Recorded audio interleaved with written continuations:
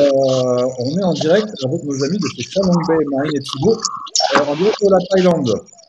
Bonjour, vous allez bien? On va très bien. Ça va très bien. Très content d'être là aujourd'hui avec vous tous. Alors, on est heureux de vous recevoir en espérant que le réseau cette fois tienne pour ne pas avoir la même expérience que hier avec Marc Sassier en Martinique.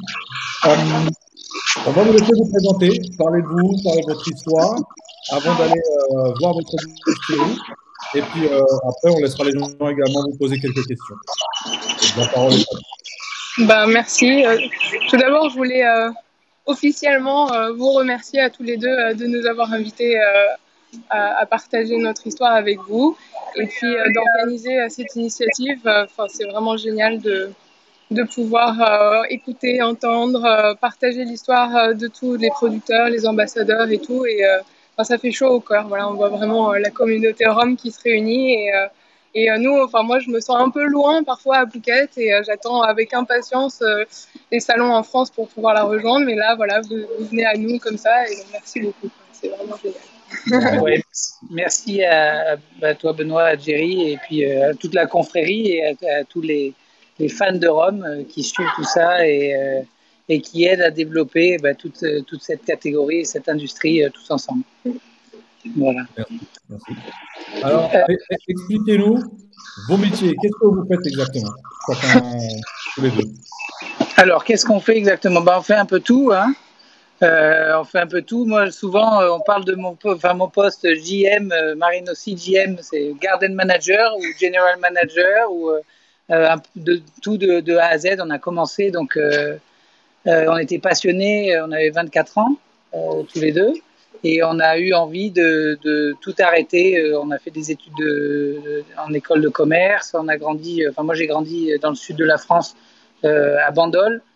Donc, ma famille fait du vin à Bandol et j'ai grandi donc dans les vignobles, à m'occuper des vignobles. Marine, elle était aussi très connectée au vin et spiritueux. Mes parents étaient dans la distribution de vin et de spiritueux. Mon père distribuait Saint James en Afrique quand j'étais toute petite, j'avais 6 ans. Et puis après, pour le groupe Rémy Cointreau en Russie. Donc voilà, en fait, toujours dans le milieu des spiritueux, à les apprécier, etc. Okay. Et puis voilà, on s'est retrouvés à 24 ans, se posant vraiment la question de qu'est-ce qu'on va faire. Voilà, la grande question. Est-ce qu'on le fait maintenant? Est-ce qu'on le fait pas maintenant? Et en fait, on a décidé de se lancer dans ce projet. Nos parents étaient là un peu, c'est un gros projet, vous êtes vraiment jeunes. Voilà. Ça colle pas du tout avec les études que vous avez fait. Vous devriez aller travailler dans des grandes entreprises et puis vous former, etc. Et vous avez travaillé pendant tant d'années, payé des études dans des écoles, fait des diplômes à l'étranger, etc. Et puis nous, on s'est dit, non, en fait, pourquoi attendre? Au départ, on avait pensé à faire ça plus tard, deuxième partie de carrière, quand on avait 24 ans, on venait de terminer nos études. Et on s'est dit... Plus d'expérience. Voilà. On a fait quelques projets à l'étranger, on a travaillé ensemble en Russie, on a été aux États-Unis ensemble et on s'est dit... pourquoi attendre en fait? Un jour, on s'est rendu compte que que le monde des grandes entreprises et ce qu'on imaginait être un parcours d'une carrière idéale, ça collait pas vraiment avec ce qu'on voulait faire dans l'avenir et on s'est senti un peu en décalage. Donc on s'est dit pourquoi attendre? On peut se lancer tout de suite. Et donc à 24 ans, on a commencé après un voyage et plusieurs voyages en Thaïlande. Donc pourquoi la Thaïlande? Parce que Marine vit en Thaïlande depuis 1995. Elle a un attachement très fort. Moi, j'ai beaucoup voyagé en Asie du Sud-Est et j'étais très attaché au pays.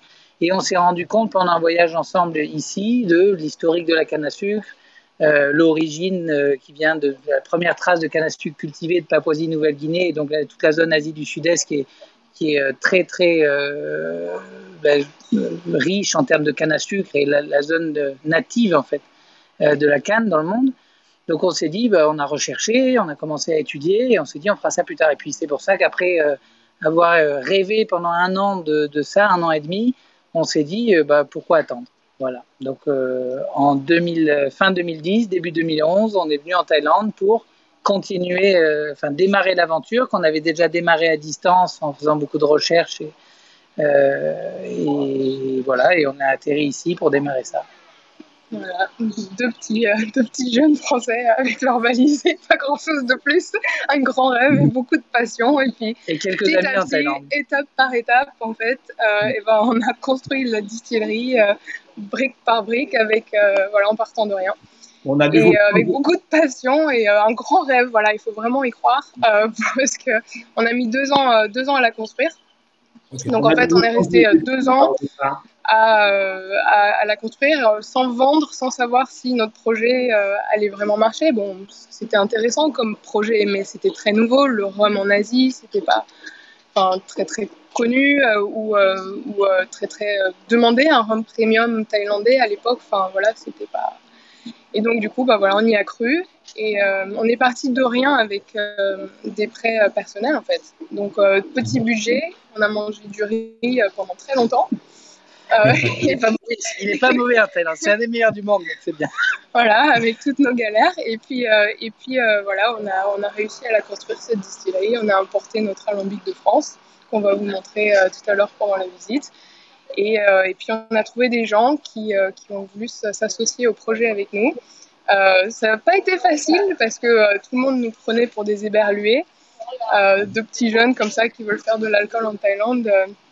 C'est pas commun, puis surtout assez jeune. Donc voilà, on avait du mal à trouver des employés pour se joindre à nous. Enfin voilà, des partenaires aussi qui veuillent construire ça avec nous.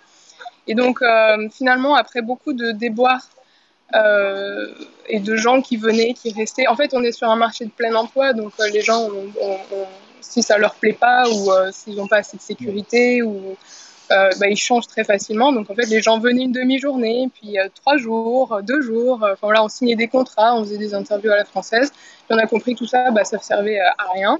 Et un jour, on a fait du stop pour aller récupérer notre voiture et on a trouvé par hasard, par rencontre, la première personne qui s'est dédiée avec toute la passion qu'on avait aussi à ce projet. Et à 3, on a vraiment pendant 2 ans monté toute cette distillerie. Vidao aussi. Oui.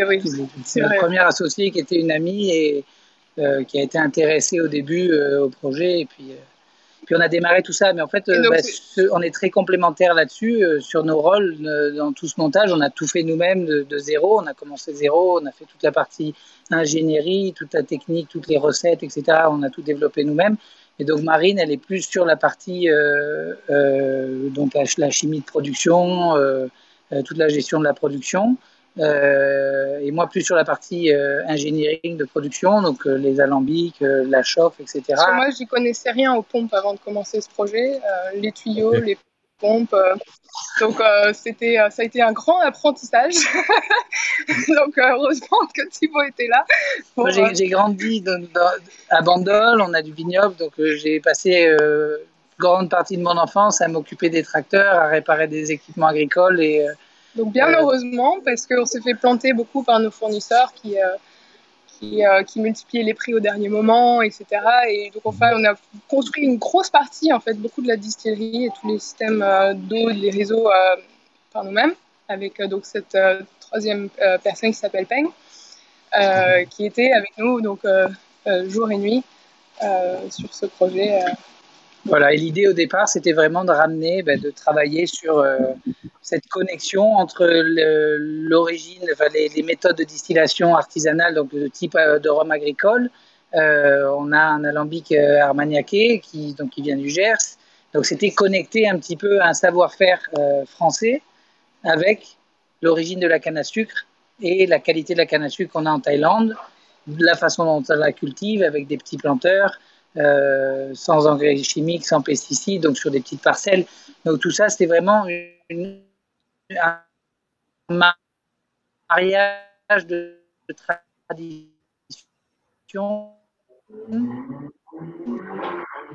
On a quelques problèmes de connexion. Là,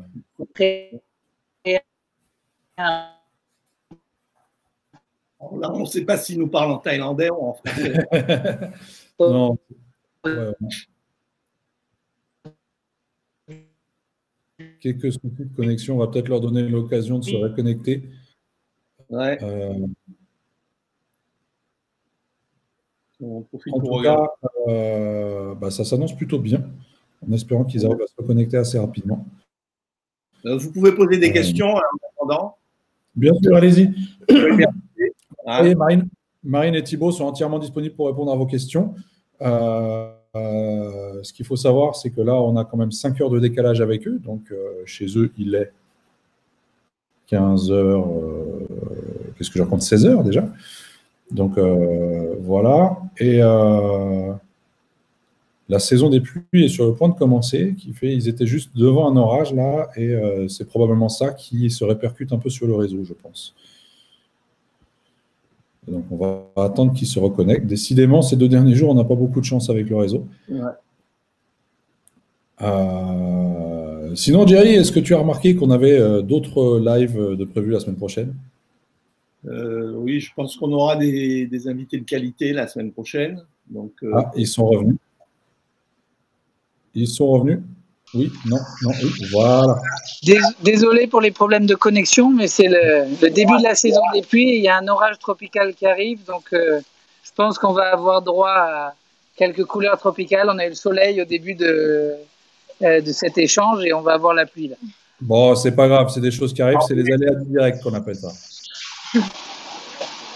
Ouais. Bon, tu nous parlais de votre alambic qui vient du Gers, et à partir de là, ça a coupé en fait. Voilà, donc l'idée c'était vraiment de marier des traditions, donc de garder des traditions un peu ancestrales de distillation vraiment authentique de rhum agricole, de méthodes de distillation d'eau de vie à la française, avec la canne à sucre thaïlandaise qu'on trouve ici, qui est la variété qu'on utilise en particulier, et vraiment extraire ces arômes et ces saveurs qu'on retrouve dans le Chalongbé, mais en particularité sur cette canne, sur ce terroir, avec ces planteurs et notre méthode de fabrication. Offrir une nouvelle expression asiatique dans le domaine du rhum. Voilà, c'était notre rêve. Parce qu'en fait, le rhum, on pense toujours aux Caraïbes et à l'Amérique latine en parlant du rhum, mais le plus gros producteur mondial de rhum, c'est Tanduay, des Philippines. Et il y a énormément de production de rhum en Asie du Sud-Est. En Thaïlande, il y a des très grosses productions de rhum industriel, mais alors vraiment industriel, c'est-à-dire c'est des bases de mélasse sur des distilleries totalement industrialisées où ils font aussi de l'éthanol. Il y en a dans tous les pays, en fait, puisque c'est une grosse zone de production de canne à sucre et une grosse zone de production sucrière. Donc forcément, il y a des débouchés sur les transformations de mélasse. Et ces alcools-là sont destinés à quoi et à quel marché? Le plus gros marché aujourd'hui, c'est en Thaïlande, par exemple, les 2 plus grandes marques d'alcool les plus connues, c'est Seng Som et Mekong, qui sont fabriquées à base de mélasse. Donc Seng Som, c'est du rhum à 100%, donc c'est 100% de la mélasse. Ils faisaient à l'époque plus de 10 millions de caisses par an, principalement vendues sur le marché thaïlandais, donc c'est des très gros volumes. Et Mekong, qui est fait à partir de, alors il est dit 98% de mélasse et 2% de riz, donc c'est un blend Thai qu'on appelle, et c'est aussi donc une grosse production en partie de rhum, aussi pour le marché domestique aujourd'hui, et c'était aussi gros que Mekong à l'époque. Donc ça se vend toujours beaucoup, mais si on regarde la Birmanie, c'est le même cas, il y a beaucoup de rhum de très grosse production, aux Philippines, dans toute l'Asie du Sud-Est en fait. Donc en termes de production de rhum, il y en a énormément. La façon dont on travaille le rhum aux Antilles françaises, à partir de pur jus de canne, de vesou, etc., ça se fait moins, mais ça se fait aussi beaucoup, puisqu'en Thaïlande, il y a beaucoup de distilleries enregistrées et il y a beaucoup de distillations locales, comme dans le monde entier. À partir du moment où il y a quelque chose qu'on peut fermenter et distiller, il y a toujours quelqu'un qui va expérimenter et faire un produit à partir de ça. Donc dans les campagnes, il y a énormément de distillateurs, de petites distilleries, de micro-distilleries. Oui, mais c'est pas une tradition ici. Enfin, comment ces produits sont perçus justement, ces rhums de canne? Comment est-ce que le public thaïlandais le perçoit, ce produit-là? Alors, comment ils le percevaient? Assez mal. Très mal au début. Très mal, c'est-à-dire qu'en fait, en Thaïlande, il y a une catégorie d'alcool. L'alcool est divisé en 2 catégories, on va dire. C'est assez simplifié, c'est-à-dire qu'il y a l'alcool blanc et l'alcool brun. tous les alcools blancs sont des alcools blancs, peu importe. Donc la classification, elle n'est pas faite par rapport à la matière première qui est utilisée, elle est faite juste par rapport à la couleur de l'alcool. Classification légale. Légale avec voilà, les licences au niveau des douanes, etc. Mais cette classification légale, on la retrouve aussi dans la compréhension des catégories sur le marché. Et ça, quand on a commencé, donc à peu près 10 ans quand on est arrivé, c'était très différent de maintenant. Et je pense qu'on a contribué avec cette initiative. Il y avait déjà quelques distilleries qui travaillaient en Thaïlande et qui essayaient de faire des produits un peu différents pour changer cet état d'esprit, cette compréhension des catégories. Alors, il n'y a pas que nous, il y a aussi l'importation des produits. Il y a plein de rhums qui sont importés, plein de whisky, différentes catégories. Mais du coup, il y a une éducation énorme qui est faite au niveau du marché et une compréhension qui change très, très vite. C'est-à-dire que dans les 4 premières années de Chalombé, on a senti que c'était vraiment difficile de faire connaître la marque, de faire découvrir le produit, de faire apprécier. C'est-à-dire que les Thaïs avaient une mauvaise image de leurs alcools blancs. Fabriqués en Thaïlande. Les alcools Thaïs blancs, pour eux, étaient de mauvaise qualité. Voilà. Ça ne pouvait pas être bon. Donc, ça a été un énorme challenge pour nous. Je dis, si vous avez des ressources et des trésors d'agriculture, il n'y a pas de raison que vous n'ayez pas des trésors aussi en termes de spiritueux. Et est-ce que ça a changé aujourd'hui ? Voilà, on a ouvert la distillerie et on a fait un travail énorme pour expliquer en fait ce qu'on faisait et pourquoi. Et ça a changé, mais récemment. Les 3-4 dernières années, on sent un changement assez fort et de plus en plus. C'est-à-dire que la consommation de spiritueux, disons pas des spiritueux de masse ou des grandes marques, se fait de plus en plus. Et il y a de plus en plus d'intérêt pour des alcools locaux. Et on le voit avec le développement de différentes petites marques qui se créent. Alors, c'est le cas en Thaïlande, mais c'est le cas dans d'autres pays alentours aussi, dans toute l'Asie du Sud-Est, en fait. D'accord. Alors, on a quelques questions qui nous parviennent déjà dans les commentaires. Il y en a une qui vient d'Hervé Midou qui demande quelle est la variété de canne utilisée chez vous? Est-ce une sélection particulière? Alors, est-ce que vous voulez qu'on y réponde maintenant ou est-ce que vous voulez qu'on fasse pendant le tour de la distillerie? On peut y répondre au fur et à mesure, sinon on fasse comme vous voulez. Yes. Alors, pour la variété de canne, en fait, on travaille avec une variété locale qu'on préfère ne pas partager pour garder secrète, justement parce qu'on la travaille avec des petits planteurs et on la replante dans différentes zones. Voilà, mais c'est une variété thaïlandaise qui est une canne locale qui est utilisée principalement pour faire des jus de consommation, en fait. Donc c'est une canne qui a un taux de sucre plus bas que les cannes qu'on utilise dans l'industrie sucrière, mais en même temps d'un profil aromatique qui est beaucoup plus typé, beaucoup plus fruité, plus végétal aussi. C'est-à-dire qu'il y a moins de sucre, mais il y a beaucoup plus d'identité, beaucoup plus de caractère dans cette variété-là. Donc l'idée aussi de venir en Thaïlande, c'était d'explorer les nouvelles variétés qui n'étaient pas utilisées ou pas connues en fait dans le domaine du rhum et des variétés totalement thaïlandaises et donc avec un profil aussi différent et terroir aussi complètement différent. Donc voilà, c'était aussi la curiosité d'amener et l'intérêt d'amener ça sur le domaine du rhum. Et ce qui est intéressant, c'est qu'avec la variété de canne, une variété peut avoir un profil complètement différent en fonction de comment elle est cultivée et où est-ce qu'elle est cultivée, en fonction du terroir. On l'a observé puisqu'on en a fait venir à la distillerie et le goût du vin qu'on a ici sur la plantation, sur la distillerie, n'est pas le même sur nos plantations. En fait. D'accord. Alors, suite à une question de Guillaume de Roigny, on sait, ou du moins on a entendu qu'en Thaïlande, justement, vous aviez certaines restrictions concernant les taux d'alcool de commercialisation et de destination. Est-ce que vous pouvez nous en dire plus et nous expliquer comment vous gérez ça? Ok. Le taux d'alcool maximal autorisé en Thaïlande est de 40 degrés. Voilà. À la vente. Oui. Donc en fait, à la production, à la sortie d'alambic, il est à entre 70 et 72. Donc en fonction des réglages et du goût et du vin. Et à 40 maximum.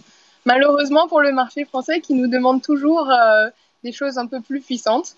On aimerait bien vraiment pouvoir répondre à cette demande, mais voilà, c'est pas autorisé parce que pour contrôler en fait les problèmes d'alcool. Le gouvernement impose ça.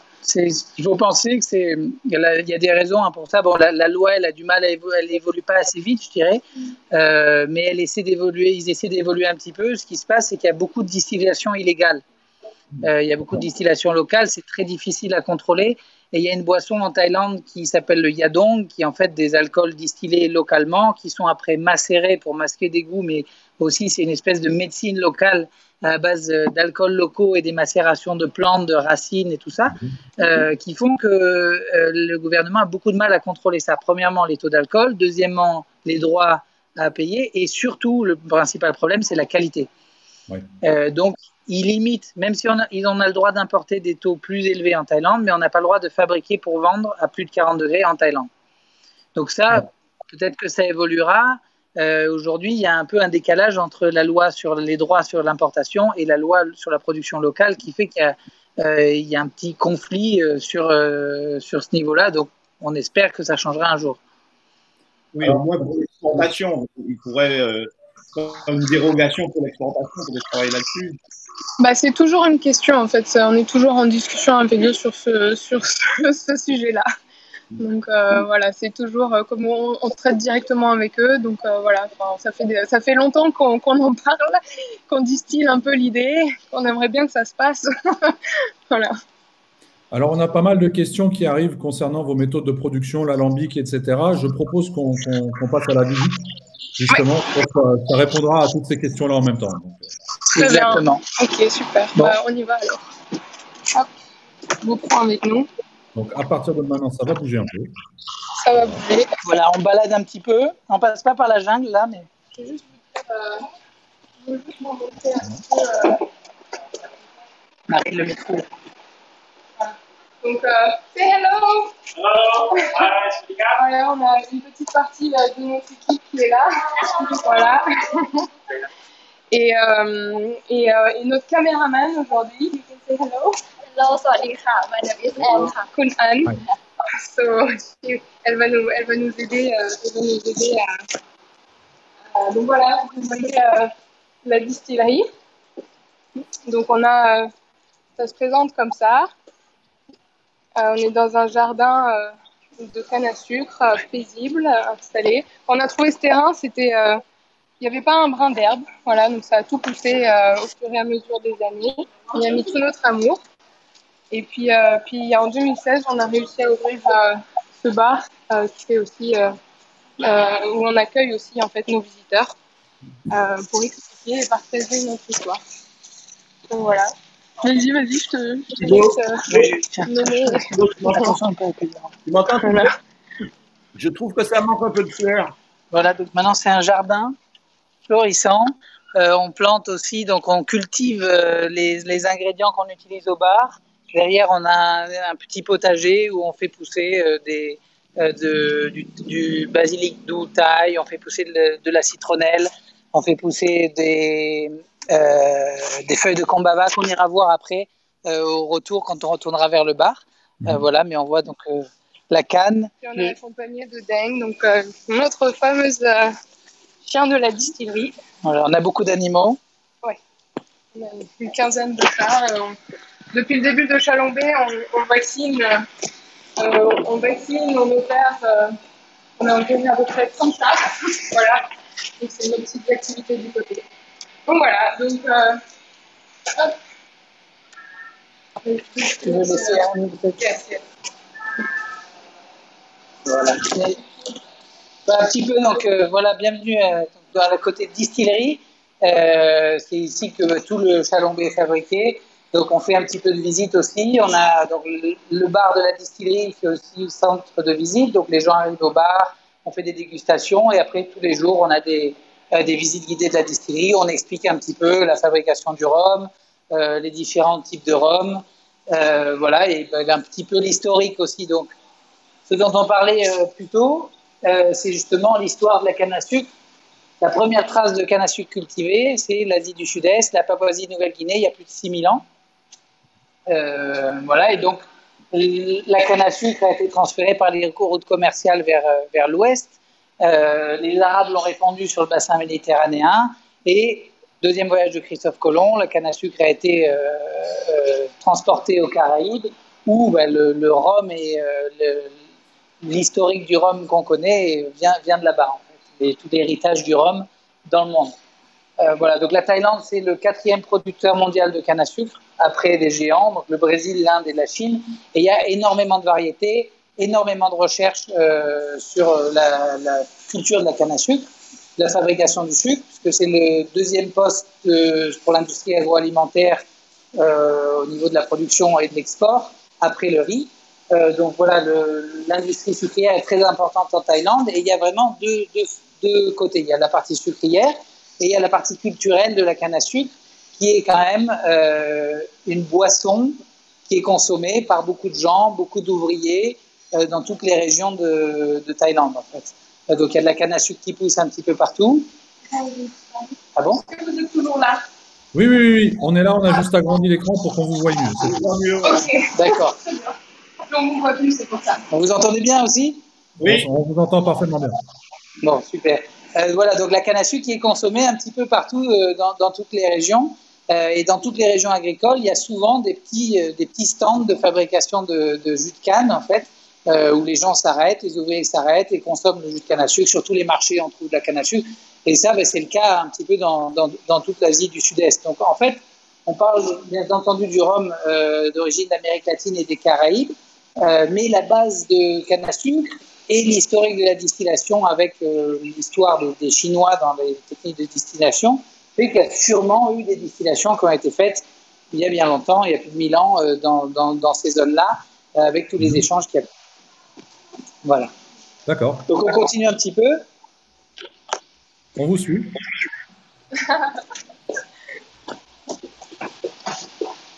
Donc on va revenir à l'alambic. Donc là, on arrive dans la zone de fermentation. On va commencer par la canne à sucre. Voilà, la canne à sucre. Voici quelques plantations de canne à sucre, donc très petits, mais juste pour montrer. Si vous voulez voir un peu plus près, en fait, la canne à sucre, il y a différents. Là, on la cultive juste dans le jardin, principalement pour l'utilisation au bar. En fait, on fait du jus de canne pour les cocktails sans sucre ajouté. On fait des mélanges de jus de canne et rhum. Et c'est assez intéressant de travailler aussi pour les dégustations pendant les visites. Mais Marine, tu veux peut-être expliquer un peu plus le travail avec les fermiers Ok, très bien. Je vais vous montrer un petit peu en photo. Donc, viens avec moi. Donc, il y a eu tout un travail de recherche de la canne à sucre. C'est vrai. Voilà. Ça, c'est moi. Voilà, de voyage canne à sucre, en fait, parce qu'il n'y a aucun registre de fermier en Thaïlande. Donc, c'était un peu comme trouver une épingle dans une botte de foin. Mais il y a beaucoup de champs de canne à sucre. Il y a beaucoup de champs, mais il fallait trouver les gens. Les planteurs. Voilà, et puis des planteurs qui voulaient aussi participer à ce projet, qui croyaient en nous. Parce qu'au début, en fait, on n'inspirait pas forcément confiance, parce qu'on était jeunes, etc., etc. Donc voilà. Donc, tes voyages canne à sucre. Voilà, on a fait des voyages avec Peng, justement, la personne qui a commencé à travailler très tôt avec nous, qui est une de nos associées. Donc on a pris la voiture, on a fait quelques milliers de kilomètres ensemble à aller dans différentes régions, rencontrer des planteurs et principalement on se dirigeait un peu vers les sucreries, les grandes plantations et on a fait des rencontres comme ça parce que l'idée de ce projet-là c'est vraiment une histoire humaine, une histoire de relations, une histoire de rencontres avec des gens. On a fait des rencontres intéressantes. La première rencontre qui m'a beaucoup marqué, c'était un très gros planteur de canne à sucre, Kun Mat. Kun, c'est monsieur en Thaï, donc Mat, où on s'est retrouvé un soir dans un casino en sous-sol. Le jeu est interdit en Thaïlande, donc ils nous ont emmenés pour boire une bière et discuter un petit peu après l'avoir rencontré sur ses plantations. La première rencontre sur la plantation, il nous a donné un rendez-vous au milieu d'une plantation, donc sur la route, à la borne numéro kilomètre 3 après la ville, vous tournez à droite, vous prenez la piste, vous roulez 5 km, vous arrivez à un croisement, vous tournez à gauche, vous roulez 5 km encore, et puis là, vous vous arrêtez. Ah ouais, c'est impressionnant quand même. c'est impressionnant. Il y avait des champs de canne avec de la canne à 4 mètres de haut, donc on voyait pas grand-chose. On était là avec la petite voiture à attendre au milieu de nulle part. Et puis d'un coup, on voit un gentleman farmer qui arrive avec cow-boy, avec un chapeau de cow-boy, voilà, habillé comme un cow-boy, avec ses ouvriers avec lui et tout ça. Et puis on commence à discuter, à échanger. Et en fait, on a sympathisé. Le pistolet aussi, t'as dit. Oui, voilà, il avait une arme. C'est un vrai cow-boy, mais un personnage très sympathique. Et on a tout de suite connecté. Donc, il nous a invités le soir à discuter plus en détail. Il nous a expliqué beaucoup sur le fonctionnement de l'industrie sucrière et la loi un petit peu des monopoles en Thaïlande et la façon dont ça fonctionne avec 99% de la canne à sucre qui est utilisée pour l'industrie sucrière et très peu de sociétés fabriquent du sucre. En même temps, c'est des sociétés internationales, des conglomérats qui doivent être compétitifs sur le marché international du sucre. Donc, c'est un jeu qui n'est pas évident, mais les fermiers sont très pressurisés. Les gros planteurs arrivent très bien à travailler, puisqu'ils ont des grosses économies d'échelle et ils travaillent en direct avec des sucreries. Mais il y a beaucoup de petits planteurs qui ont beaucoup de mal, en fait, et qui font un mélange de culture alimentaire et en même temps un peu de canne à sucre, qui vendent un petit peu sur certaines sucreries ou pour faire des jus. Et il y a des systèmes de quotas. Donc, les fermiers ont des quotas qui sont liés à la superficie de leur terrain et qui doivent remplir. Et c'est un système vraiment difficile, surtout pour les petits fermiers, comme disait Thibaut. Donc, ils sont payés un dépôt en début de saison de production. Donc, en fonction de leur poids, ça peut être autour de 30%, moins, plus. Voilà. Et le reste à la fin de la saison de production. Donc, s'ils remplissent leurs quotas. S'ils ne remplissent pas leurs quotas, ils auront donc des pénalités. Donc, c'est très difficile parce que ça demande aux fermiers de couper, d'acheminer, de payer tous les gens à la coupe et tous les frais entre cette période-là qui dure à peu près 4-5 mois. Et donc, les petits fermiers ont du mal à s'en sortir. Donc la récolte, c'est décembre, janvier, février, mars et avril parfois, quand ça dépend un peu de la saison des pluies. Donc c'est la fin de la saison sèche, juste avant la saison des pluies. Donc les prix sont coupés essentiellement à la main. Alors notre canne, oui, elle est coupée à la main, donc c'est des petites plantations. Donc pendant ces voyages de canne, à la fin de cet échange avec Koudmat, on a continué. Donc il nous a dit, il nous a orienté vers ces petits planteurs qui avaient justement un intérêt à développer une canne à sucre sans pesticides, sans engrais chimiques, donc ne pas travailler les rendements, mais travailler plus la qualité. Voilà, parce que pour remplir leur quota, les fermiers doivent justement utilisent beaucoup d'engrais et de pesticides chimiques. Donc quand on allait voir les fermiers, qu'on leur a dit on n'en veut pas, ils nous ont regardé avec des yeux grands comme ça, en disant elle sera pas grosse, elle sera pas lourde, c'est pas grave, parce que les quotas c'est en fonction du poids. Ils disaient non, c'est pas grave, c'est pas ce qu'on... Du poids et du taux de sucre. C'est pas ce qu'on recherche. Donc voilà, ils ont développé ça, ils ont changé leur méthode et on a obtenu les certifications en fait sur les champs, donc agréés biologiques.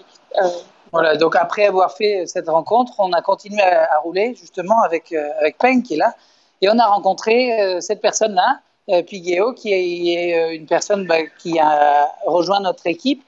On ne trouvait pas ce qu'on recherchait, c'était au tout début, et elle nous voit un peu désespérée. Elle avait un stand de jus de canne à sucre, donc on s'arrête, on s'assoit, on dit on va boire un jus de canne à sucre, et elle nous regarde avec Peng et elle nous dit mais qu'est-ce qui vous arrive? Vous avez vraiment l'air dépité tous les deux, buvez un jus de canne, ça va aller mieux. Donc c'était autour, il y avait des chanderies, il y avait des champs de canne autour, c'était magnifique. Et puis on a commencé à échanger un petit peu avec elle et elle a rejoint l'équipe pour s'occuper justement de toutes nos relations avec les planteurs, puisqu'elle était déjà connectée avec certaines familles là-dessus. Et on a commencé à développer tout ça avec elle, donc le cahier des charges de culture sans engrais chimiques, sans pesticides, et puis la variété de cannes qu'on a replantées, etc. Et comment on coupe la canne aussi. Donc pour répondre à la question, les cannes en Thaïlande, elles sont coupées à la machine et à la main. Le problème qu'il y a, c'est aussi les brûlis. Donc il y a plus de 80% des champs qui sont brûlés et ça pose beaucoup de problèmes environnementaux et humains.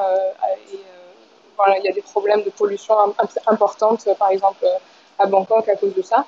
Donc ce qu'on leur a dit, écoutez, on la veut donc sans engrais pesticides chimiques, coupée à la main et on ne veut pas brûler. Donc voilà, donc on a mis en place ce système-là. Et pour faire tout ça, ce qu'on fait, on paye donc plus notre canne. On la paye plus de 70% le prix des sucreries et plus la coupe aussi, donc 2,5 fois le prix du marché. Et on les paye aussi à la coupe, c'est-à-dire qu'on ne va pas attendre 3 ou 4 mois et les laisser, voilà, comme ce qui se passe en fait sur le marché malheureusement. Donc ils coupent, on paye, ils coupent, on paye, ils coupent, on paye.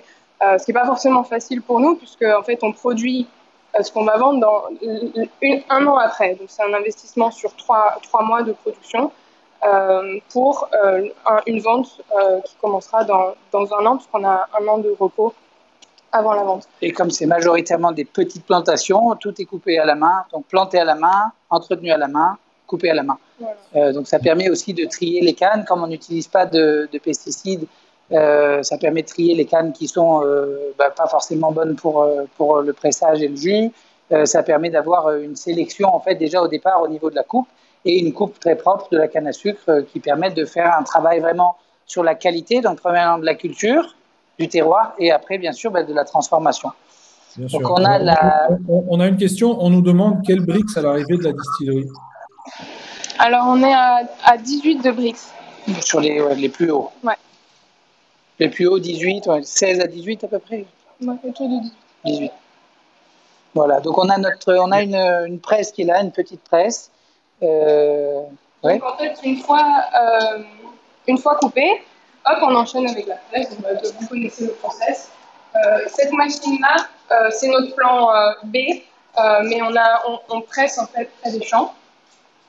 Et donc, on a notre équipe que vous voyez là-bas qui s'occupe de la presse. Donc, la presse, on n'épluche pas les cannes.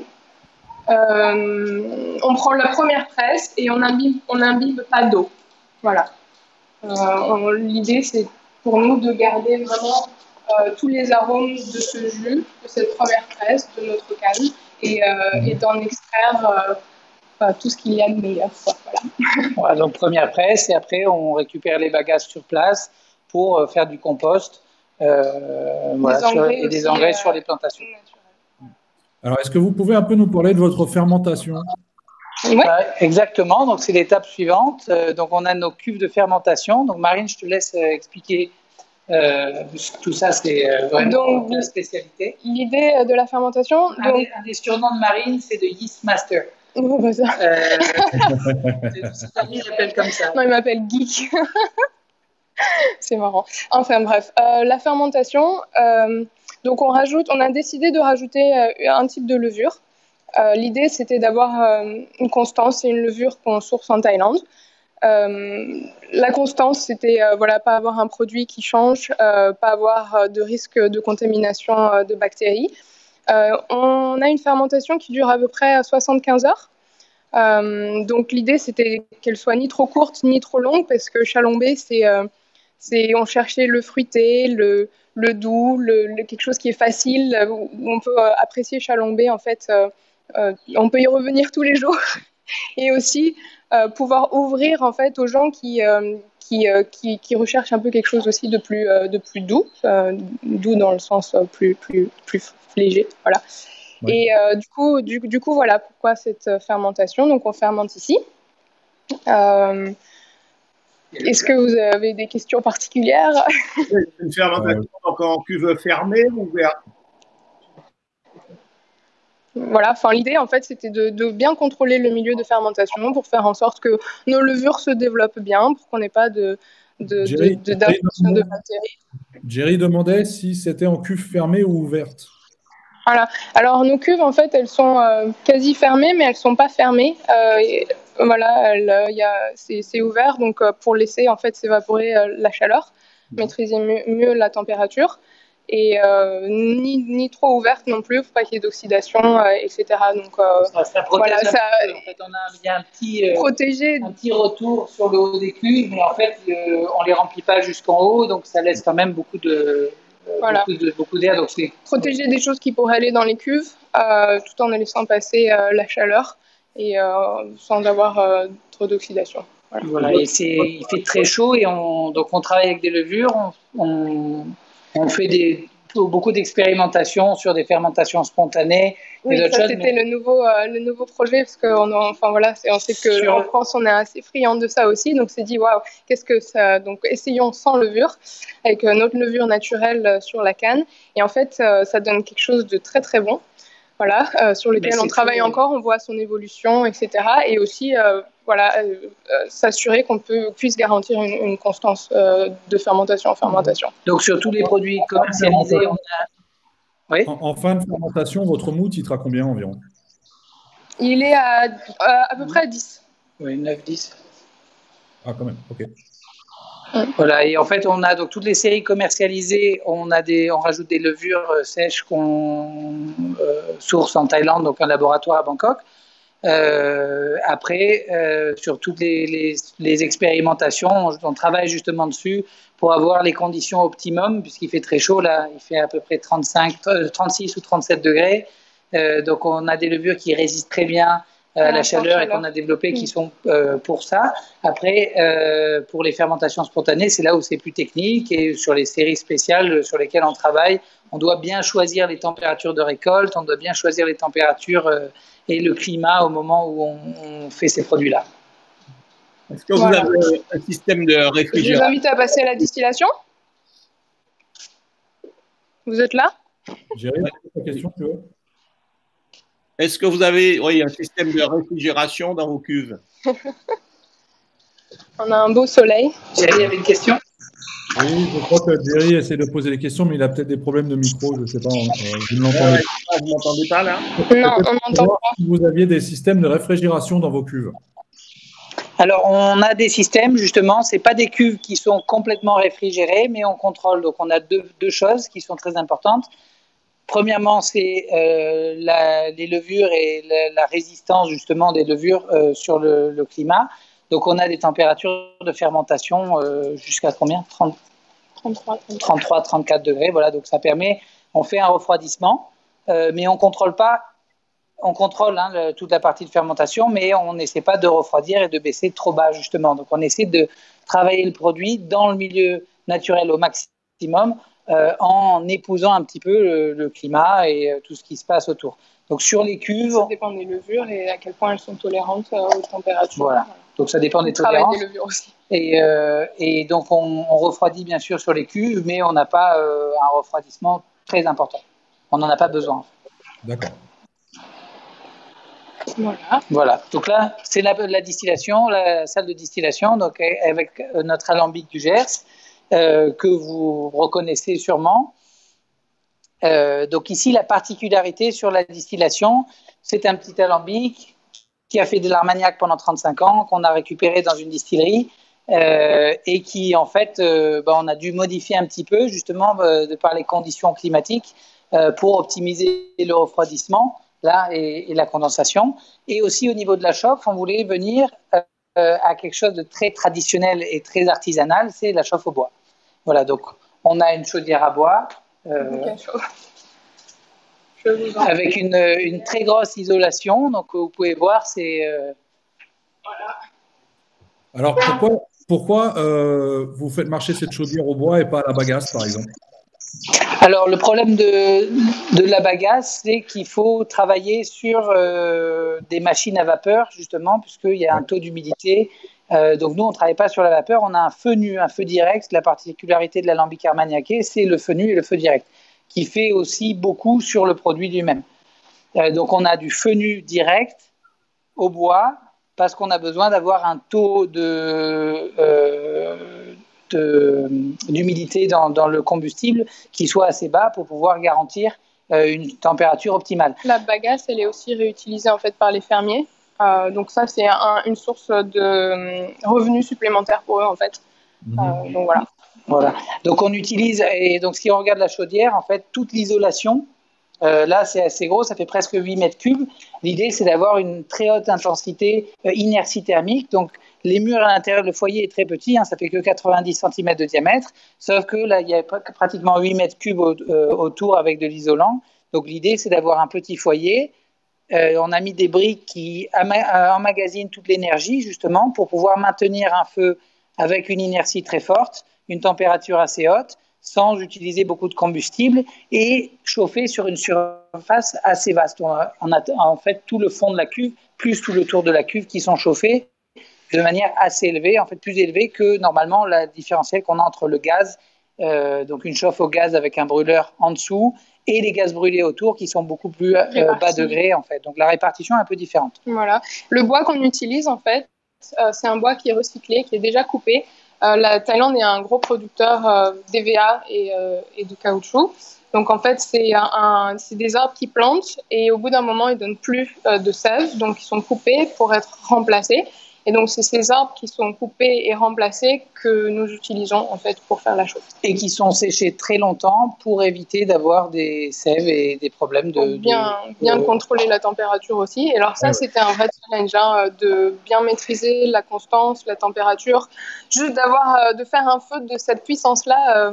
Pour moi, c'était aussi une grande découverte.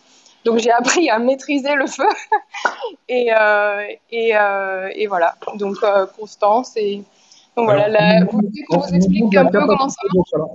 On nous demande la capacité de votre alambic. 800 litres. En termes de production. Ouais, c'est un alambic Armagnac 800 litres. La cuve de chauffe est de 800 litres. Oui. C'est un alambic Armagnac donc en continu. Donc en fait, on se relaye jour et nuit. Voilà, ça devient un vrai bébé pendant notre période de distillation. On garde l'œil dessus. Parce que un petit changement, en fait, même le soleil qui vient taper sur l'alambic au coucher de soleil, ça change les équilibres. Donc en fait, on est en symbiose avec notre alambic. Donc pendant 3 mois, c'est un vrai bébé. Voilà. Et voir le haut, parce qu'on ne le voit pas sur l'image justement. C'est peut-être juste filmer vers le haut ou pas. Voilà, donc ce qui est intéressant, c'est avec l'alambic Armagnac, donc on a une colonne. C'est une distillation en continu, mais il y a justement donc le chauffe-vin et la chaudière qui est en feu nu directement avec le vesou à l'intérieur qui bout. Donc c'est un peu un alambic hybride entre le pot still et la colonne à distiller, qui fait qu'il y a une extraction aromatique différente. Ça donne un produit qui est déjà à haut degré en distillation. Donc, Chalombé, on distille un petit peu au-dessus de 70 degrés d'alcool, entre 70 et 72. On peut monter un petit peu plus haut, mais ça donne un produit qui est assez gras parce que ça barbote sur chaque plateau avec le vin en direct et le feu nu et toutes les vapeurs sont extraites du vesou, justement. Oui, c'est pour ça qu'on a aussi choisi ce type d'alambic. C'est pas très traditionnel d'utiliser un alambic armagnac pour faire du rhum. Mais en fait, l'équilibre que ça pouvait donner et cette espèce d'aspect hybride, ça nous paraissait très intéressant. Et donc voilà pourquoi ce bébé-là. Il y a combien de plateaux dans la Vous voulez plus de détails sur comment il fonctionne ou... Alors oui, je crois que en fait, Jerry vous parle, vous ne l'entendez apparemment pas. Non, on l'entend.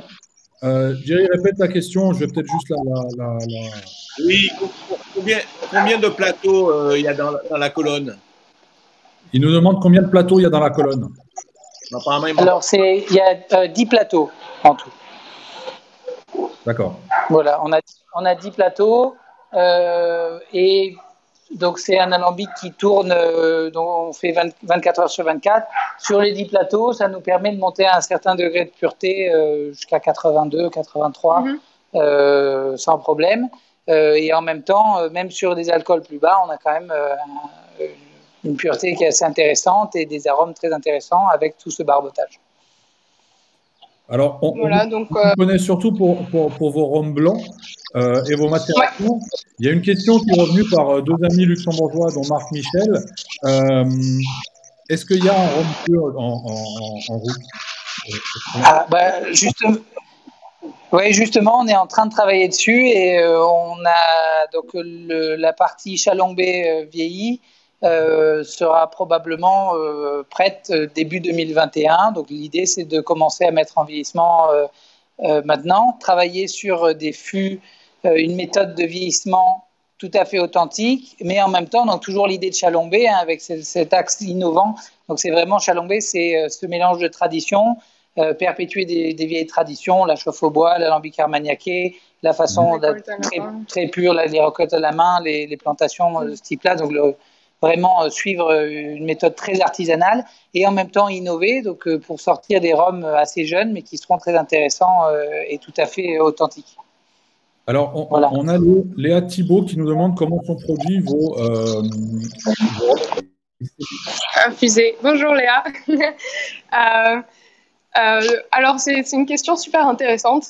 C'est pas des macérations. Voilà, justement. Donc on s'est dit comment est-ce qu'on peut ajouter des ingrédients qui sont importants dans la culture culinaire thaïlandaise de façon la plus pure possible, en fait, sans utiliser de macération ou de rajout de saveur. Voilà. Donc, il y a une petite anecdote là-dessus, c'est que ma mère était ici, elle est fan d'apéritifs anisés. Et elle a été absolument charmée par le basilic doux thaï, qui est le premier en fait qu'on a dans notre série, le basilic doux thaï, le premier expérimentation qu'on ait fait. Donc on a fait une infusion distillation. Elle était ici, on distillait. Je lui dis on va essayer de faire quelque chose avec ça. Ça te plaît? Ça a un côté anisé, ça a un côté réglissé. Donc on va tester quelque chose. Donc pendant une des nuits de distillation. On a pris un petit peu de vin et on a distillé avec des feuilles de basilic fraîches qu'on a posées sur un plateau au-dessus. Donc, on avait un petit alambic de test au-dessus du vin qui était en ébullition. Donc, faire une extraction aromatique à partir des feuilles fraîches par la vapeur, justement. Voilà, parce qu'il y a plusieurs méthodes. Donc, on aurait pu les mettre à la fermentation. Voilà, on aurait pu décider la méthode d'infusion, donc tout simplement en fait le mettre dans le vin et le faire infuser et chauffer.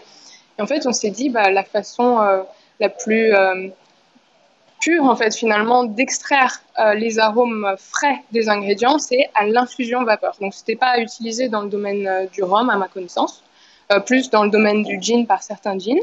Et donc, nous voilà en train de penser comment est-ce qu'avec un alambic armagnaqué, on va pouvoir faire de la fusion à la vapeur. Donc on a fait ce premier test qui a été concluant. Ça a donné un produit qui était très intéressant avec les notes du Shalong Beta et Sweet Basil qu'on connaît. Donc, réglissé, anisé, végétal et en même temps un petit peu épicé avec une douceur naturelle qui ressort des huiles en infusion, en distillation. Et donc, on s'est dit, on va adapter l'alambic armagnaqué pour pouvoir faire ce procédé-là. Donc, on a dessiné un vase d'infusion qu'on a ajouté, donc qui n'est pas en place maintenant, mais qu'on a ajouté donc, sur l'alambic. On a ajouté un vase d'infusion où on a des paniers, comme ça. Je vais prendre les paniers, je vais montrer où le vase se trouve. Donc, en fait, ces paniers se trouvent dans une boîte, en fait, dans un vase qui se situe entre la colonne et le refroidissement.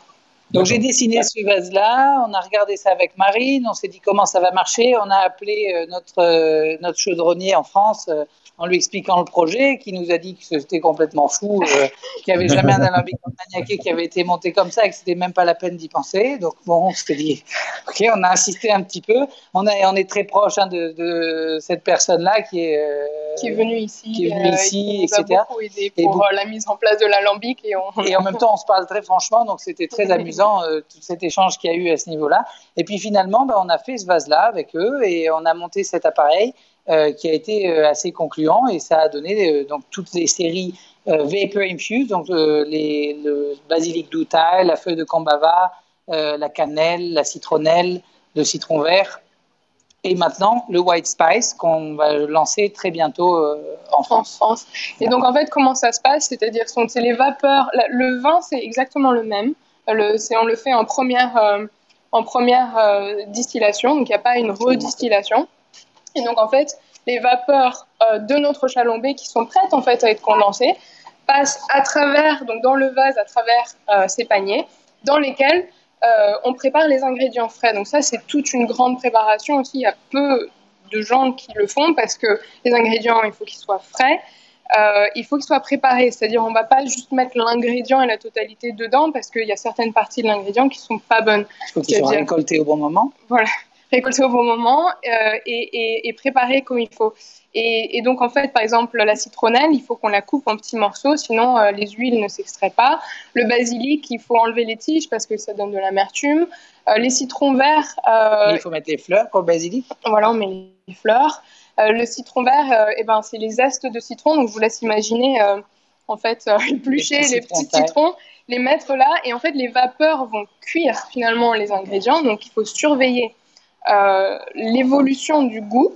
Donc, en 2016, quand on les avait, on était très heureux dans la distillerie parce que le goût change très rapidement.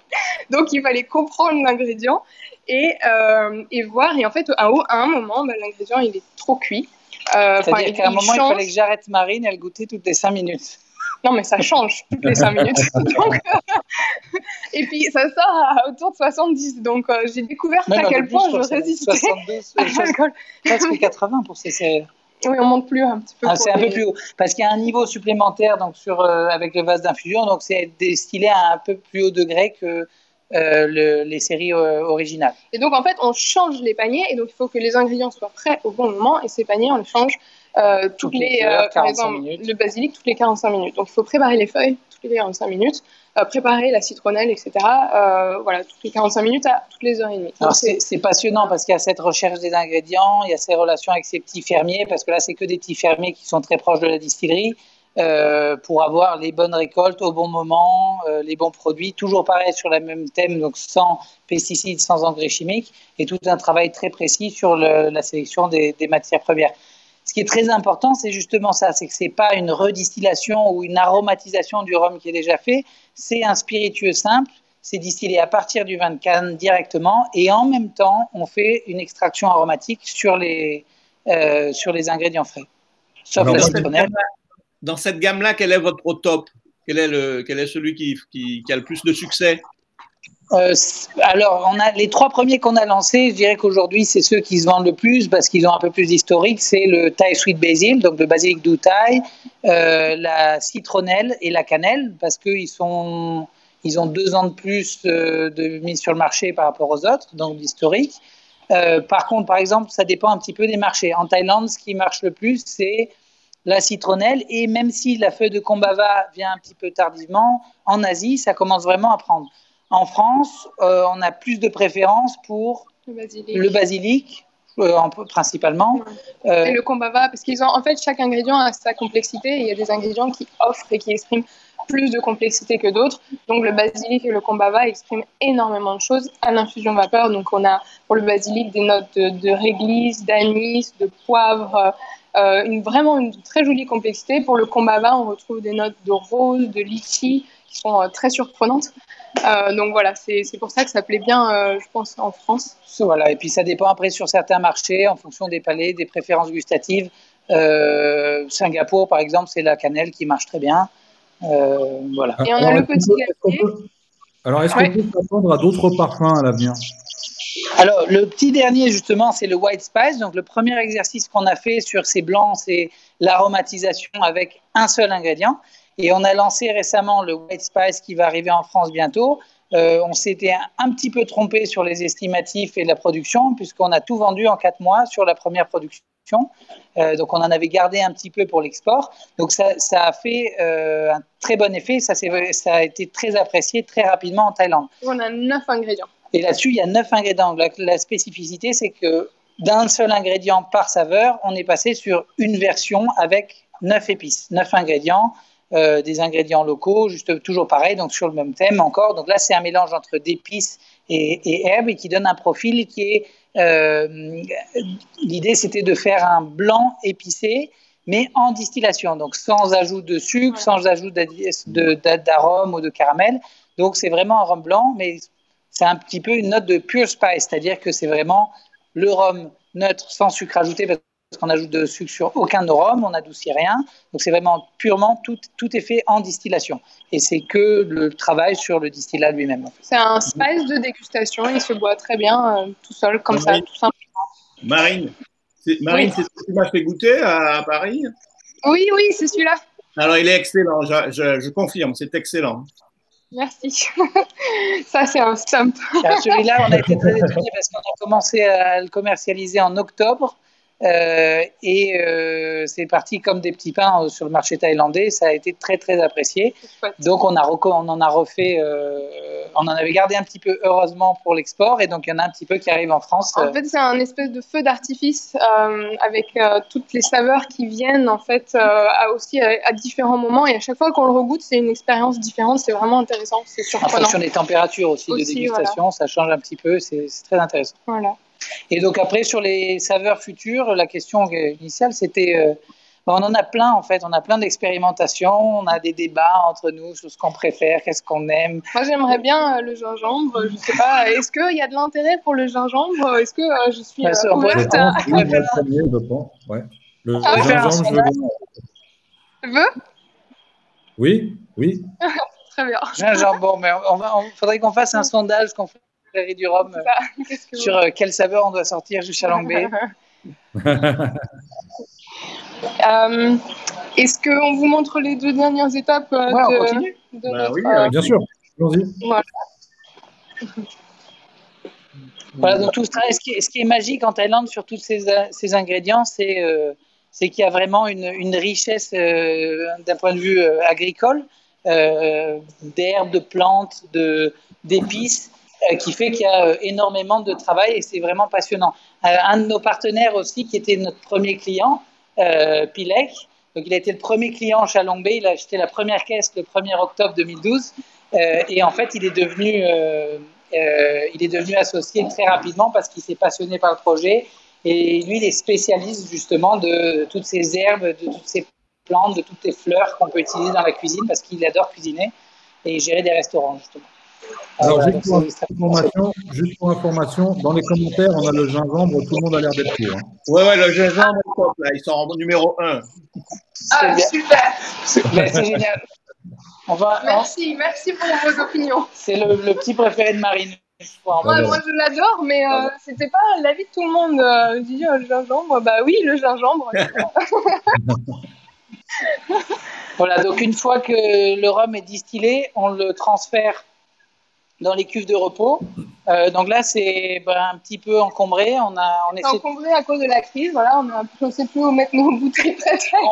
On essaie de pousser les murs dans la distillerie parce qu'on a plein de commandes en cours qu'on ne peut pas livrer parce que Phuket est fermé complètement. Ils ont fermé le pont et il n'y a que les matières de première nécessité qui peuvent se déplacer. Donc malheureusement, le rhum n'est pas encore perçu comme une matière de première nécessité.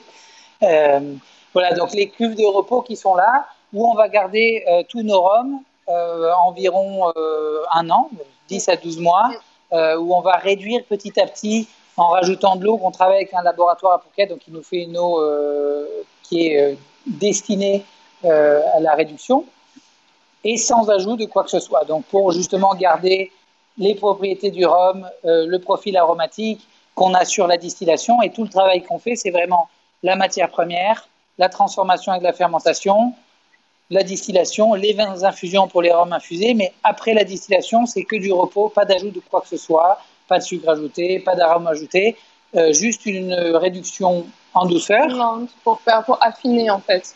On a des anges qui sont très gourmands là-haut. Voilà, la part des anges, c'est 8 à 10% par an. Mais on sent vraiment une différence vraiment importante sur la douceur en fait. La douceur et les arômes, ça change du tout au tout si on le faisait en 3 mois ou en 1 an. Donc voilà, on laisse le temps faire. Et c'est un petit peu l'idée avec notre produit, c'est de travailler justement sur un rhum très aromatique, mais avec beaucoup de souplesse, beaucoup de rondeur, facile d'approche en bouche. Alors parfois, qui manque un peu de chevaux pour des grands amateurs de rhum très puissants. Mais qui convertit aussi beaucoup de gens au rhum. Mais qui convertit beaucoup de gens au rhum justement parce qu'il n'est pas difficile et il est quand même assez complexe. Ça, c'est ma mission, de convertir les gens au rhum. C'est une très belle mission. Voilà, et surtout beaucoup la jante féminine aussi d'ailleurs, au rhum agricole. Hein. Et blanc en plus, hein. C'est très difficile quand on va sur des salons à l'international. Les gens ont un peu peur du rhum blanc.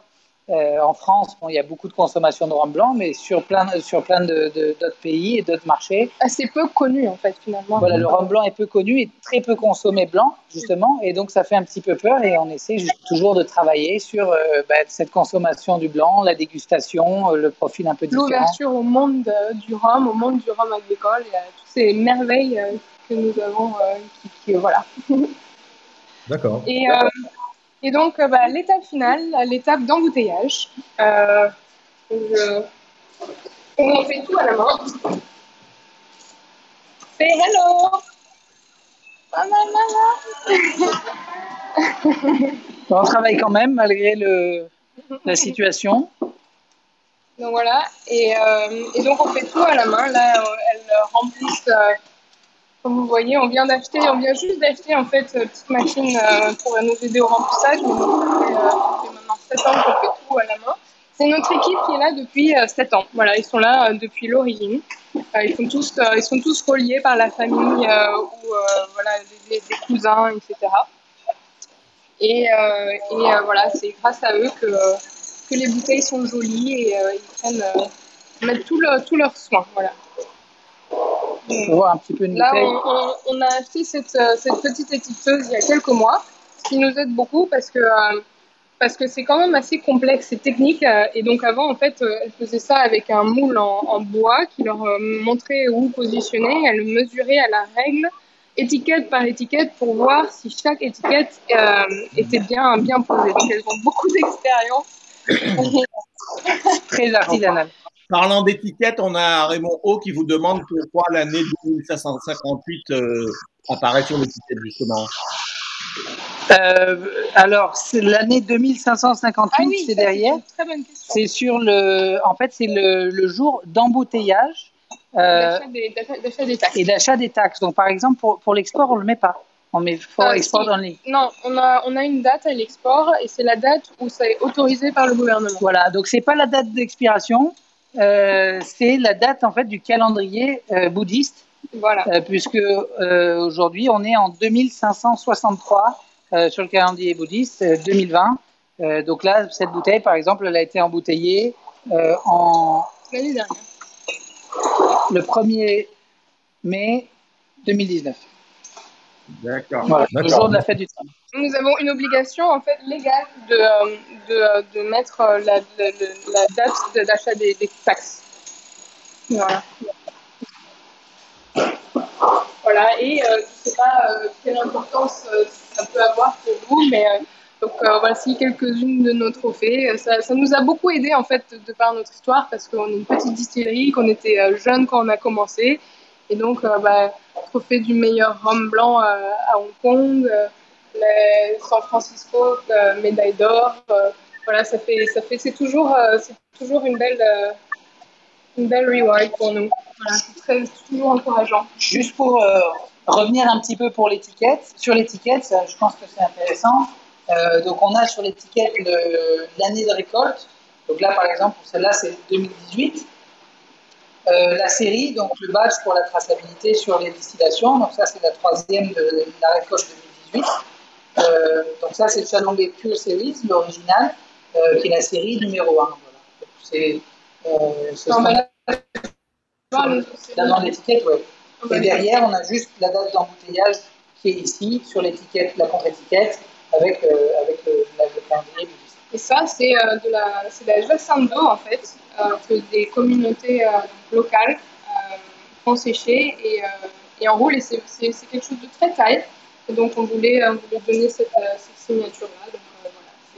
Et qui est aussi une plante qui est utilisée en phytoremédiation pour le traitement des eaux usées, des vinasses, etc. Je crois que même c'est Biel qui fait un travail là-dessus, sur tout ce traitement naturel. Et on y a travaillé aussi, puisqu'ici, c'est très, très répandu. Alors, voilà notre histoire. On va revenir parmi vous, à l'écran. Au bar. Oui, alors on va retourner vers le bar. Voilà, oui. Juste pour le white spack, c'est très bien. Voilà. Merci Alain. Merci à elle, merci.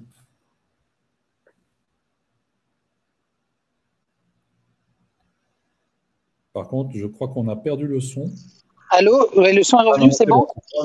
C'est moi qui j'ai fait une mauvaise manipulation de micro. C'est un peu calme en ce moment, le bar. Normalement, il y a beaucoup de monde. Mais ouais, ils sont là pour vous accueillir. Hein. Voilà. Ils sont là pour vous accueillir.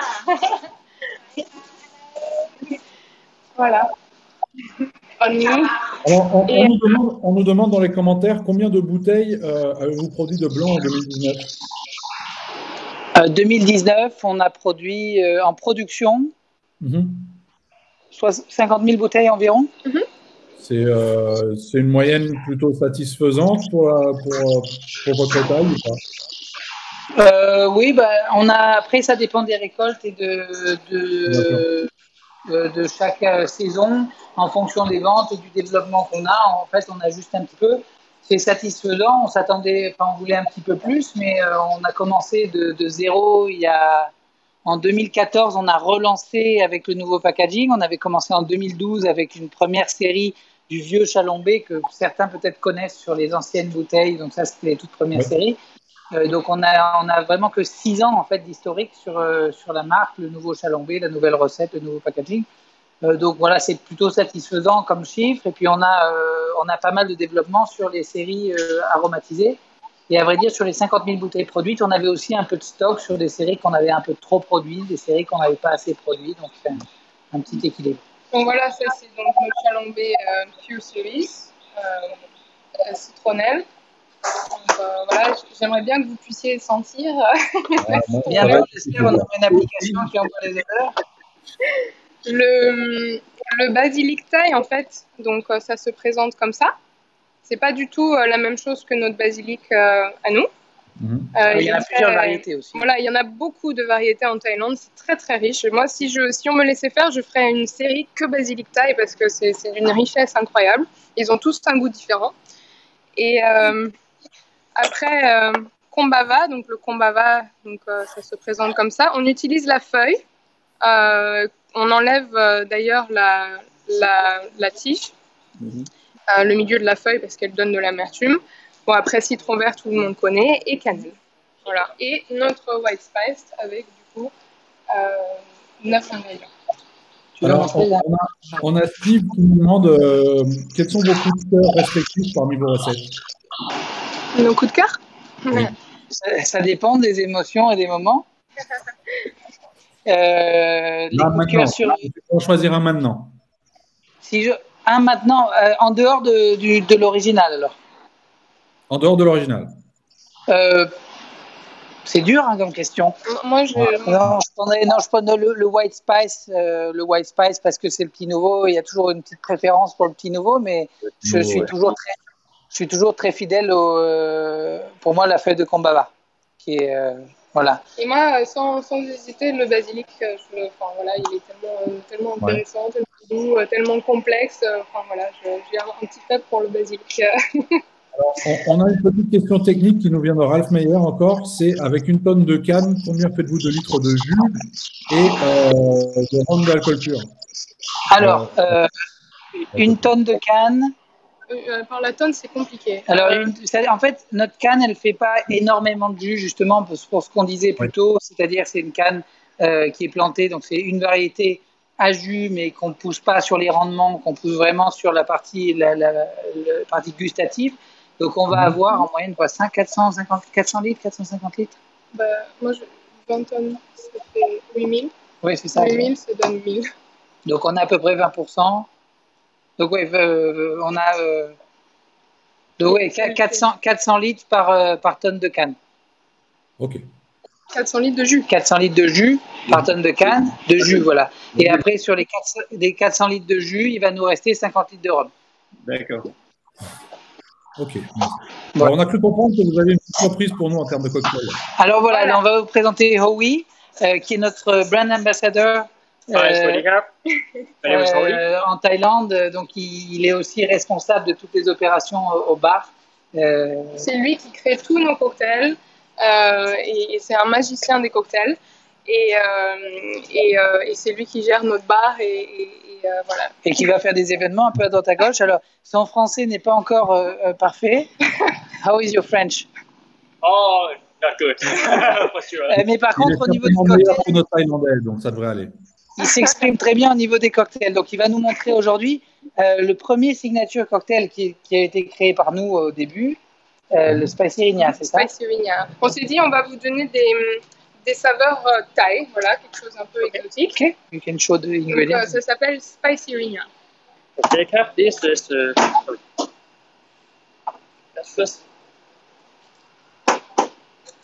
first thing we do like white sugar, Du sucre blanc, 1.5 tablespoon. une cuillère à soupe et demie. Donc ça, c'est un des premiers signature cocktails qu'on a Ginger, créé, for 4 pieces.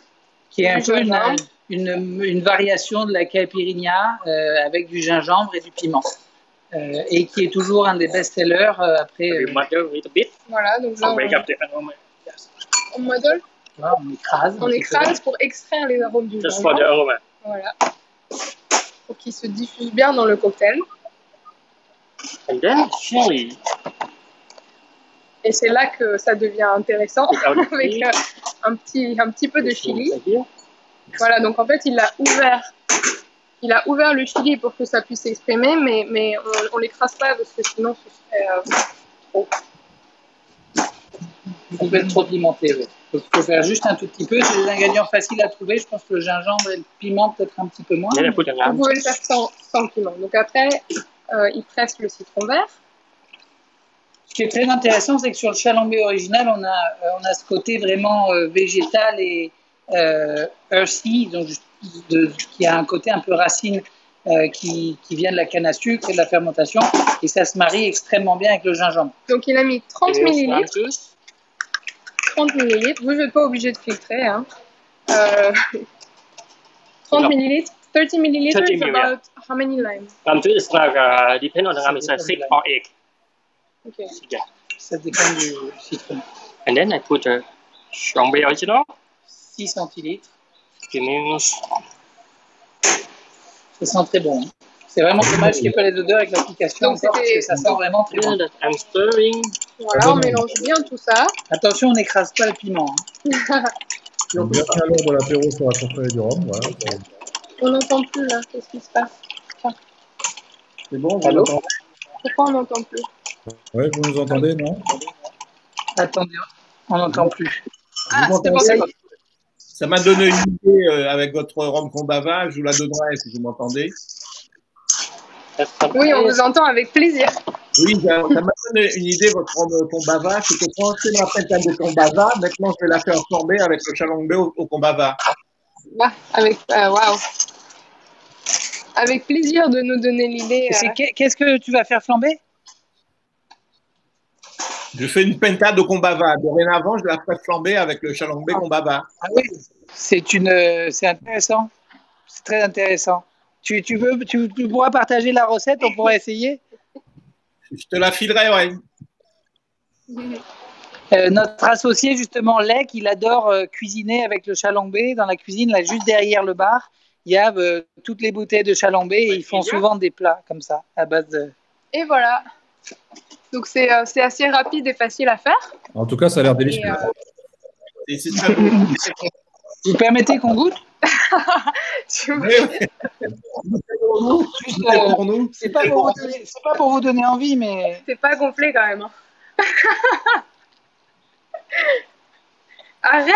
Alors, Ah bon alors, parmi les gens qui nous regardent, si vous essayez de reproduire ce cocktail à la maison, n'hésitez pas à poster vos photos sur la confrérie. On aimerait bien les voir le résultat. Avec plaisir. Avec le chalambé, bien sûr. Hein. Avec du chalambé, bien sûr. Oui. et on pourra poster la recette si vous voulez sur la confrérie. Ah, une très bonne idée. C'est une très bonne idée, ça. Ouais.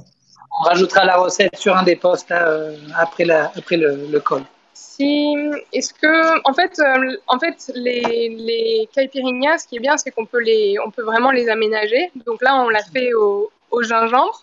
On aime beaucoup aussi la faire aux fruits de la passion. Donc si vous voulez, on peut vous montrer rapidement comment le faire chez vous. Allez. Allez, c'est parti. There's the one. Voilà. Yes. The same. Just the one. Donc la base, c'est toujours une cuillère. Les recettes seront donc republiées sur la confrérie du Rhum après, par la suite. Super. On vous envoie ça. Different. Yes. Donc là, on met les zestes de citron et il presse pour faire à peu près 3 centilitres de On a Guillaume de Roigny qui nous dit 2 Spicirina pour la 12, s'il vous plaît. Ok, ça part tout de suite.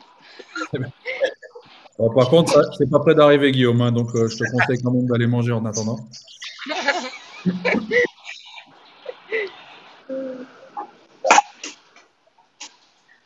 Là, donc là, les fruits de la passion. 3 centilitres. Donc voilà. J'aime bien parce que ce format, finalement, ça me rappelle un peu les émissions culinaires qui passent à la télé, c'est les trucs. Mais pour les cocktails, voilà, spécifique. Donc il a mis un fruit de la passion entier, un fruit complet, et il rajoute 6 centilitres de rhum, Pure Series. Et après, on va faire quand même un petit cocktail avec le sweet basil. Hein. Alors, on a Sam Pitarch qui nous regarde de chez Savannah, justement, de La Réunion, et qui nous dit qu'il est content parce qu'on trouve du Chalombé à La Réunion, justement, et ça, c'est chouette. Ah, bah c'est sympa, merci. Ah, super, merci beaucoup. Tu savais? Oui. Moi, je ne savais pas, donc c'est vraiment assez chouette. Je pense que votre distributeur est bien représenté à La Réunion, justement. C'est la boutique de la Maison du Whisky, je pense, à la Réunion. Voilà, exactement. Donc ça, c'est la Caipirinha Passion Fruit, et on fait pousser nos fruits de la passion aussi à la distillerie. Et voilà. Tu veux goûter, Marine, peut-être? Non. Donc voilà, et c'est la même base, c'est toujours une cuillère à soupe, une cuillère à soupe et demie de sucre, 30 millilitres de citron vert. Après, vous aménagez avec du gingembre, de la passion, de la mangue, tout ce qui vous plaît. Voilà. Et puis 60 millilitres de chalombé et de la glace. Voilà, c'est tout facile. Alors, on va en faire un autre parce que le favori un peu en France des rhums aromatisés, c'est le sweet basil. C'est le dernier. Voilà, donc on va faire une petite variation de daiquiri, justement, avec donc un daiquiri, mais avec le chalombé, avec le basilic thaï doux. En fait, c'est très intéressant de travailler le daiquiri avec les rhums infusés parce qu'il y a un peu plus de douceur qui ressort sur les rhums. Donc, on peut faire quand même des cocktails intéressants avec l'aromatique qui ressort de manière très subtile sur le daiquiri, qui est un cocktail très simple. Hein, c'est vraiment sucre blanc, jus de citron vert et le rhum lui-même. Et j'aime bien faire des variations avec celui-là. Donc, moi qui viens du sud de la France, toujours, ma mère elle aime bien le chalombé du coup. On rajoute du thym avec le chalombé sweet basil. Et on écrase un petit peu de thym au fond du shaker qu'on n'a pas ici. Yes. Ready. Ready, yeah. Focus. Donc, quelques feuilles de sweet basil qui ne sont pas nécessaires. Hein. Si vous n'en avez pas, vous pouvez mettre juste le rhum directement. Mais pas nécessaire. Pas nécessaire, oui. On a les confrères qui commencent à avoir soif dans les commentaires. Ouais. Là, vous donnez soif à beaucoup de monde, là. Voilà, on va poster les recettes rapidement. C'est pour, voilà, c'est ça. Il est 12h30 en France, là, c'est ça? Oui, c'est ça. Mais en ce moment, il y a quand même du télétravail. Le vendredi, on boit un apéritif ou pas encore? Je pense qu'on va s'octroyer un apéritif, oui. À la maison, c'est plus facile qu'au bureau, donc télétravail, ça permet Il y a personne qui surveille, c'est ça? Oui. Après, là, certains peuvent être sur la confrérie pour vérifier, mais... Donc, il a mis toujours, en fait, la même base, une cuillère à soupe et demie de sucre, et là, toujours 30 millilitres de chalombé. Voilà. Donc là, basilic, chalombé. Il a mis le verre à refroidir au départ avec de la glace. 60. Pareil. 60 millilitres. En fait, c'est bien, c'est une recette de base que vous pouvez aménager avec tout le rhum.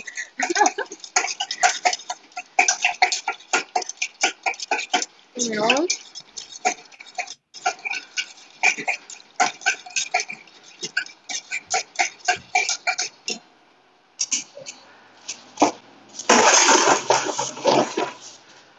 De la glace. C'est vrai que ça ressemble vraiment à l'émission culinaire. Ah ouais, c'est ça. Allez, encore un petit coup de rhum. 56. Check, Voilà. check, check, check, check.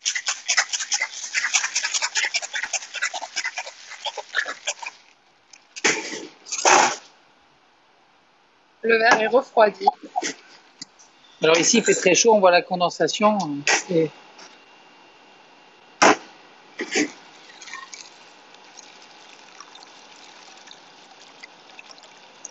Et voilà, c'est fait.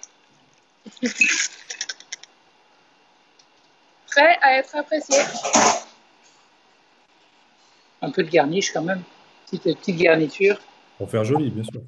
Voilà. Pour faire joli et parfois pour redonner un peu d'arôme, comme sur le caipirinha, on sent le gingembre qui ressort. Ouais. Voilà. Ça donne envie de goûter quand même. Hein. Ah oui. Thank you, oui. Voilà. Et ce qui est intéressant sur le daiquiri, c'est qu'on a vraiment l'odeur, le nez qui ressort, la douceur, le côté anisé, réglissé du Thai sweet basil qu'on a directement au nez, justement, juste en approchant le verre comme ça. Alors, Vraiment froid. il y a certaines personnes, vous leur avez donné envie de venir voir la Thaïlande en même temps. Hein, donc, Alors, c'est intéressant. Vous êtes les bienvenus. La distillerie est ouverte. Voilà. Donc, n'hésitez pas, si vous venez en Thaïlande, il faut venir nous voir. dès que les vols reprendront, ouais. Voilà. Donc, ici, ils pensent ouvrir bientôt, parce que en Asie, mais bon, après, quand les vols reprendront avec l'Europe, on a quand même pas mal de gens qui nous rendent visite. On a beaucoup de gens, d'ailleurs, de la confrérie, qui viennent nous voir sur les salons et qui nous parlent de leur visite de la distillerie et qu'on rencontre ici aussi. Donc, c'est très sympathique, en fait, d'avoir cette connexion, de se retrouver dans les salons. virtuelle et réelle. Toujours chaleureux. Voilà. Super. Bah écoutez, nous on vous remercie. Merci beaucoup. Vraiment, c'était super intéressant. Je pense que tout le monde a apprécié. Et vraiment bravo pour votre boulot. Et ça nous a fait voyager pendant ce confinement également, donc c'est plutôt bien. On est heureux de vous avoir fait voyager. Merci vraiment du fond du cœur aussi de nous avoir contactés, de partager ça avec nous. Et, voilà, ça fait vraiment plaisir et chaud au cœur. Et s'il y a des questions, il ne faut pas hésiter. Des confrères de la confrérie qui ont des questions peuvent directement aller sur notre page Facebook ou nous contacter par email sur le site internet. On a des recettes de cocktails sur notre site internet aussi. Et puis, on a des nouveautés qui viendront sur les salons probablement plus tard dans l'année.